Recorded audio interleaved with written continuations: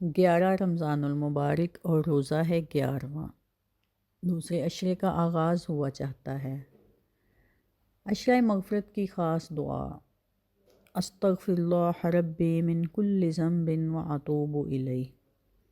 11ویں روزے سے 20ویں روزے تک صبح و شام 100 مرتبہ پڑھیں۔ بعد از نماز فجر سورۃ فاتحہ اپنی عمر کے سالوں کی تعداد کے مطابق پڑھیں۔ بعد از نماز ظہر سورۃ فتح 1 مرتبہ پڑھیں۔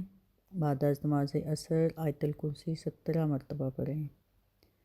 بعد از نماز مغرب درود پاک اللہم صلی علی سیدنا محمد النبی الامی وعلی آلہ واصحابہ وبارک وسلم 55 مرتبہ پڑھیں۔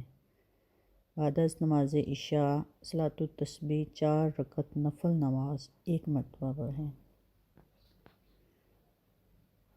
مثبت سوچ کا سب سے بڑا فائدہ یہ ہے کہ ہم پرسکون رہتے ہیں۔ مثبت سوچ ہماری زندگی میں توازن پیدا کرتی ہے، ہمیں امید دلاتی ہے، صبر اور سکون پیدا کرتی ہے۔